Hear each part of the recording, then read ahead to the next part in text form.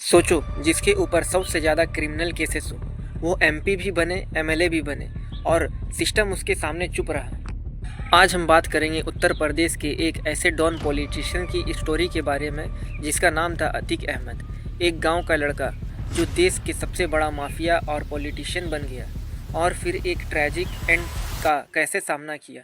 ये story real newspaper पर based है, लिंक डिस्क्रिप्शन में दिया गया है। अतीक अहमद का जन्म 1962 में इलाहाबाद के एक गरीब परिवार में हुआ था। उनके फादर टांगा चलाते थे। स्कूल में फेल होने के बाद अतीक ने गरीबी से बाहर निकलने के लिए गलत रास्ता चूज़ किया। 1979 में सिर्फ 17 साल की उम्र में अतीक पे मर्डर केस हुआ और उसके बाद उसने यूपी में अपना गैंगस्टर नेटवर्क बनाया।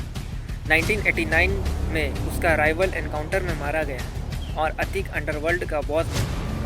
उसकी ताकत सिर्फ क्राइम तक सीमित नहीं रही, पॉलिटिक्स में भी एंट्री हुई। 1989 से 2002 तक उसने इलाहाबाद वेस्ट सीट 5 बार जीती, इंडिपेंडेंट और बाद में समाजवादी पार्टी और अपना दल की टिकट पर। फिर 2002 में अतीक ने फूलपुर लोकसभा सीट जीत कर एमपी भी बन गए, वही सीट जो जवाहरलाल नेहरू ने रिप्रेजेंट की थी।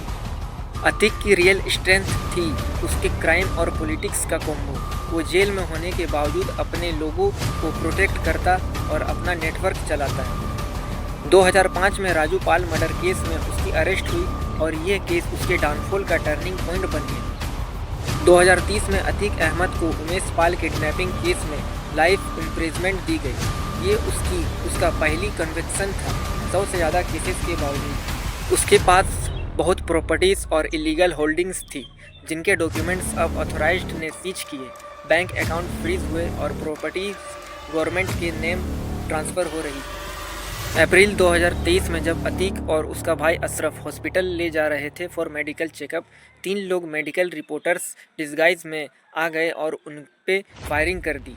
अतीक और अशरफ दोनों मौत के जगह ही गिर गए। ये उनके 44 साल का एम्पायर का ब्लडी एंड था। अतीक के बेटे उमर और अली अब भी जेल में हैं। गैंगस्टर एक्ट चार्ज के अंडर पुलिस ने केसेस फाइल किए हैं उनके खिलाफ। इसके बावजूद भी लॉ एनफोर्समेंट उनके नेटवर्क को डिसमेंटल कर रहा है। अतीक अहमद की स्टोरी एक वार्निंग है। पावर और क्राइम का कॉम्बिनेशन कहीं भी सोसाइटल डिस्ट्रक्शन और आखिर में ब्लडशेड तक ले जा सकता है। चाहे पुलिस और जुडिशरी कितनी भी मजबूत हो, अल्टीमेटली अकाउंटेबिलिटी सबके लिए होता है।